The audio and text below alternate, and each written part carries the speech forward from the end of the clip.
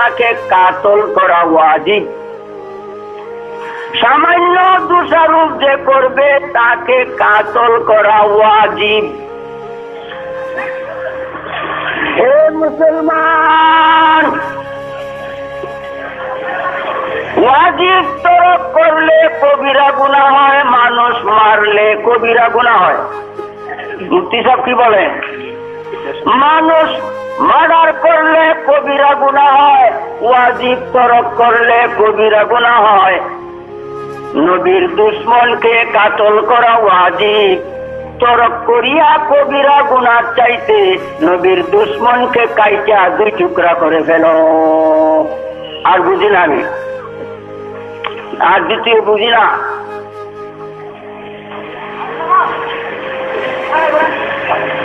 ইসলামী রাষ্ট্র ইসলামী রাষ্ট্র বুঝি না।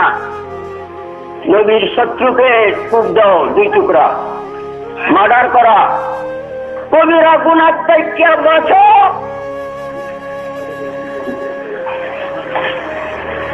আর সহ্য হবে না।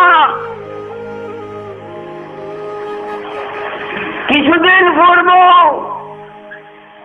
সাংবাদিক সম্মেলনে এই ঘোষণা জনাব এরশাদ সাহেব,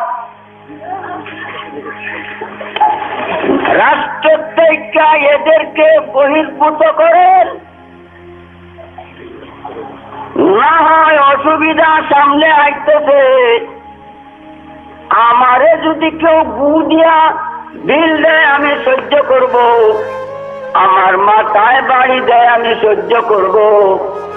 7 বার মারিয়া নদীতে ভাসে সহ্য করছি, কেস করি নাই।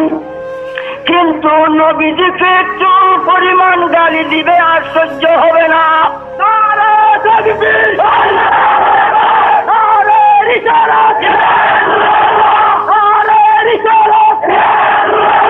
মুশকিল কুশারত বিষয়, খুশিতে বরাসের বিষয়, মুশকিল কুশারত বিষয়, আহলে সুন্নাত ওয়াল জামাত। ওই আমার আবু তাহের কন্ডাক্টর সাহেব আমার বাম দিকে বসা আছে।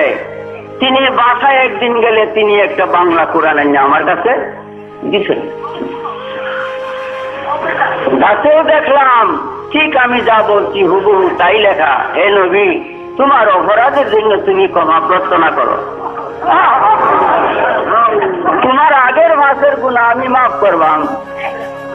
আর খুতবার মধ্যে লেখছে মহরমের 10 তারিখ কম বেশ গুনাহ মাফ হয়েছে আর বাকিটা রয়েছে। আমি আর সহ্য করব না, হয় নিজে মরবো, শহীদ হইব, না হয় মারবো, এই সংগ্রাম শুরু হইল। নবী দুজাহানকে দোষারোপ করে নবীদের মাটির উপরে থাকবে। এই মাটি আল্লাহ দান করছে নবীজিকে, ফকির নির্ভর।